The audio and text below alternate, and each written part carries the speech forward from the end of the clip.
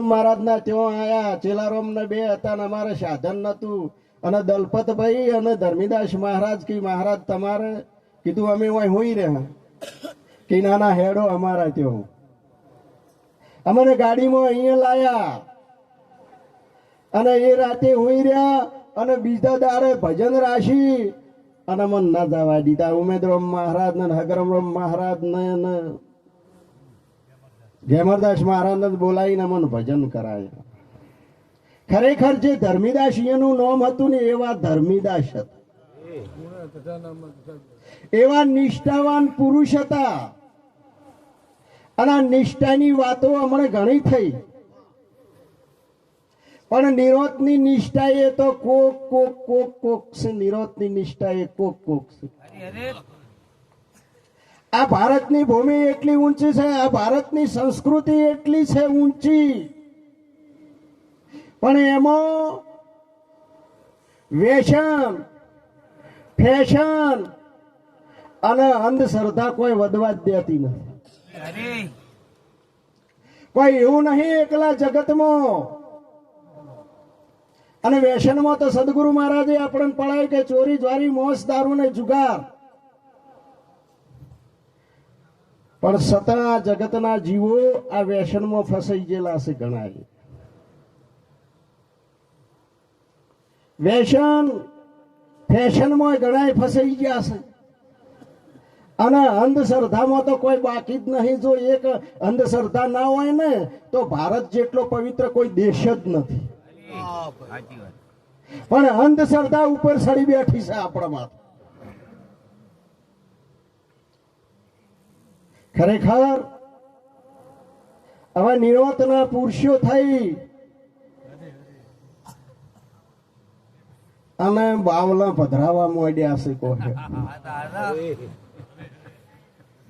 હેડો જો જહા જે દાડા સદગુરુ મહારાજ ના શરણે જાય એ દાડા જે આપણા વડવાઓ જે દેવી દેવતા બેહારેલા હતા ને એ જઈ જઈ નોશાયા. અને આ ફેર ચોથી ઉભું થયું તાર. હવે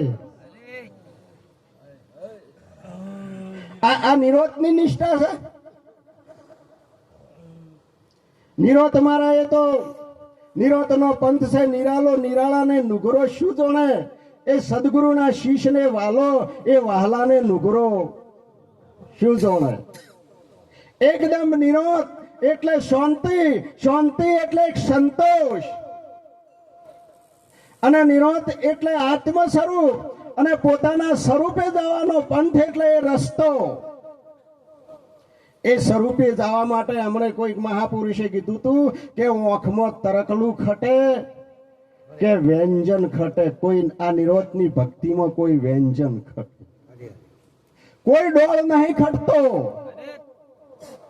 પણ આ તો હવે ડોળ કરવા વળગ્યા છે. શું કરે કહે? પણ છતાં હવે આપણે તો એમ થઈને જ રહેવાનું છે કે બીજાને કહેવા જશે ને તો તઈને આપણે હોમી આવે છે. બીજાને જે કહેવા જશે એ ત્રણ આપણા હોમી આવે છે. એટલે મહેરબાની કરીને આપણામાં કોઈ કસૂર ના રહે. આપણે કહેવા તો શીશા છે, પણ જો આપણામાં કસૂર રહી છે ને તો એનાથી બીજી કોઈ અંધશ્રદ્ધા નથી. માટે ખરેખર ધર્મીદાસ મહારાજ એ ખરેખર નિરોધ બાપુએ વર્ણન કર્યું છે કે ધન ધન જના કુળને વંદુ જે કુળમાં હરિદાસા. કોટી તીરથ વરત તેની જનની પવિત્ર છે પુત્ર પ્રકાશા. વેદ પુરાણ ભાગવત જને વંદે ગીતા અગોચર ગાવે. ત્રિભુવન તારણ દેવ દેવના મહિમા કહ્યો ન જાવે. ખરેખર ગુરુ મહારાજે આપણને આ વળતું આલેલું છે તન, મન અને ધન. તનથી સંતોની સેવા કરવાની છે અને મનથી ભજન કરવાનું છે અને ધન સારા માર્ગે વાપરવાનું છે. પણ છતાંય આમાં જો કચરો ભરાતો હોય તો પછી આપણે તો શું કહેવાની વાત આવે? આ ગુરુ મહારાજનું છે એટલે આમાં. અને આ સરકારે અત્યારે આ શુદ્ધ કરવા, શુદ્ધ રાખવા માટે કચરા પેટીઓ મેલી છે. એક વાળી કચરા માટે કચરા પેટીઓ ગોઠવી છે. એટલે આપણે ચો કહેવાની વાત આવે છે. એટલે ખરેખર અને નિરોત વિચાર્યા પાઘડી રામચંદ્ર ભગવાન સીતા ગુમાવી સેજમાં ન રહી શુદ્ધ કે ન રહી શુદ્ધ કે શાન રાવણ રળમાં રોળ્યો બ્રહ્મકુળનો કીધો નાશ લંકા ગઢ તોડ્યો. ખરેખર નિરોતની નિષ્ઠાએ તો બે એમને બૈરણ હતા નિરોત બાપુને, અને 12 પુત્ર ને પુત્રીઓ થઈને 12 હતા. પણ છતાં એ જયારે સદગુરુના શરણે જાઓ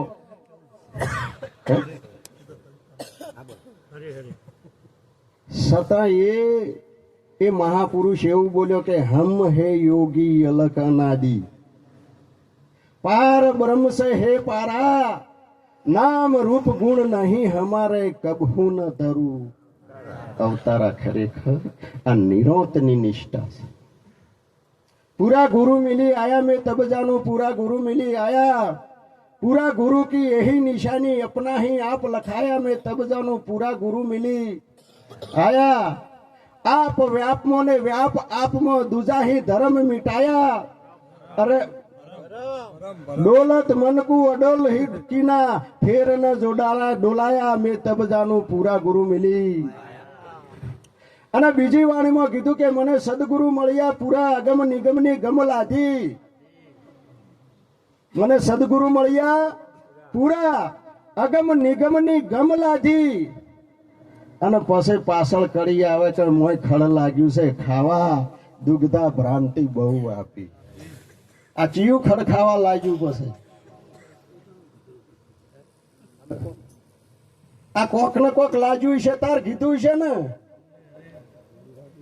હરજીવન મહારાજે કીધું કે શું થયા ગાડીના આચારી વખતે એમ વહી જાય. ઘણાને કદાચ આઘા પાછું રહે ને આસનમાં તોય ફૂંગરાઈ જોય, પણ તમન ગોદડાની નહીં આલી, તમન તો જ્ઞાનની ગાડી આલી. શું થયા ગાડીના આચારી વખતે એમ વહી જશે. હરજી થાવો ને પર ઉપકારી ઉભા છે એ પાસ. ચેલા કરવાના નહીં, ગુરુ થવાનું નહીં. આ વાત સમજાય છે ને. અને તમને જે પરમારથ કરવા માટે આલ્યું છે ને એ પરમારથ કરો. જેટલા ઊંઝેલા હોય એમ જગાડ જગાડ કરો તમે, ચર્ચો નાશ થયા. એ પરમારથ છે. એ પરમારથ કરવા માટે ખરેખર આ નિરોત મહારાજે આ આદેશ કરેલો છે. અને નિરોતની નિષ્ઠા પ્રમાણે આ ધર્મીદાસ મહારાજ રહ્યા. આપણને દેખાણું, બધાને દેખાણું ના દેખાણું. આ એક દષ્ટાંત પેલું અયોધ્યામાં રોમની સ્થાપના વખતે એક દષ્ટાંત બોલી ગયા હતા ને. એક દષ્ટાંત એટલે એક બાવો પછી અહીંયા ઉભા થયા હતા ને. એ બાવે બધું વિડીયોમાં બધું મેલ્યું. અલગ પછી માફી માંગી લ્યો ને આપણે માફી માંગવી, હું શેની માંગુ. એવું આવી જાય. ખરેખર આ નિષ્ઠા જબર છે, પણ આ હું પદ નહીં છૂટતું આપણને જીવતું. કોક ને કોક મોય ઉભું થયું છે. અને જો આ છૂટી જાય ને તો બેડો પાર. આ એક જ આપણને આરી નડે છે. આરી મેન આરી. અને પેલું એને કાઢવાનું છે. અને એ નીકળશે ને તો જ તમારી સ્થાપના થાય ને કે તમારી સ્થાપના થાય એવી નથી ખરેખર. માટે જીવન જોબન રાજધન અવિચળ રહે ન કોઈ, પણ જે ઘડી સત્સંગી જીવન કા ફળ હોય. ખરેખર નિરોધ બાપુએ કીધું છે કે જે સંત સમાગમ કરે સર્વથી ઊંચ કહાવે, વામે સગળા દુઃખ સુખ શરણાગત પાવે. પ્રથમ જય શ્રી રામ વદન વચન થી ઉચ્ચારે, અરે પૂર્ણ ભાગ્ય જના દવારે સંત પધાર. હવે આ તો મારે કોઈ કહેવાય નહીં. આમ સત્સંગમાં વાતમાં બધી એ ખરખા. અને મોય ઊંસા ને શું રહી જાય.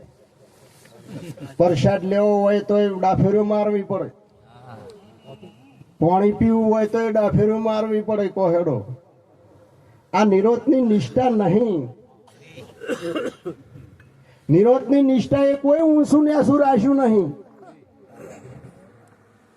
અને આ તમે ખરેખર હોય તો કોઈ આપણે વૈણનું કહેવાનું નથી, પણ છતાં અમારો જો ભેમારો ગીતાબુન પછી આ શોમારો ના તમે છો એટલે બધા શું એ રહ્યા એ આ રબારી સમાજમાંથી તો એ અંધશ્રદ્ધા મળ્યા. અંધશ્રદ્ધા અહીંયા જેટલી કોઈને નહીં, પણ આજ એને જ આપણને બધાને ઠપકો આલ્યો. એને ઠપકો આલ્યો કોહેડો. અને આપણે તો હજી જો પડલીઓ ભરોય છે, રમેલ્યો થોય છે, અને આમ અધિકારી અમે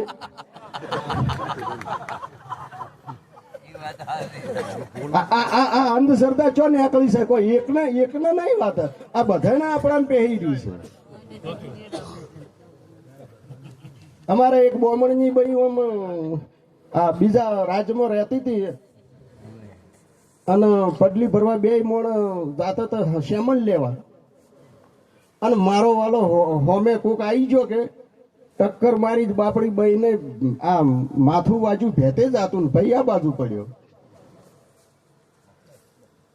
એટલે 3 મહિના દવાખાને રાશિતાર બોલી કો.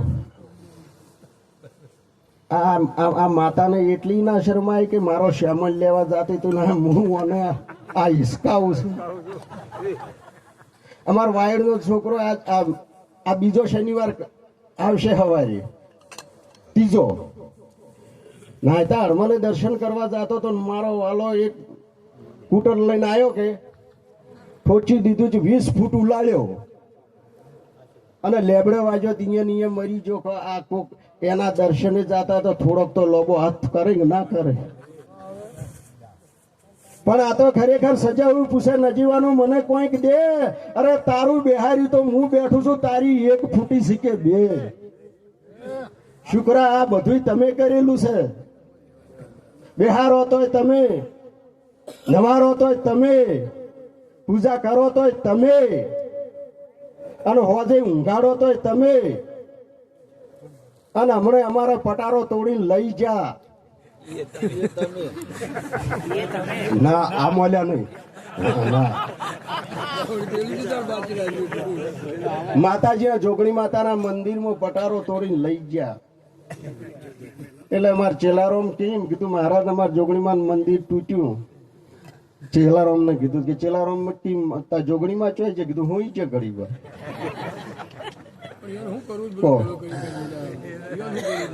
એટલે ખરેખર આજ તો મહાપુરુષો એક શબ્દ ટોકી મેલ્યા છે. ખૂબ લક્ષ્યમાં લેજો.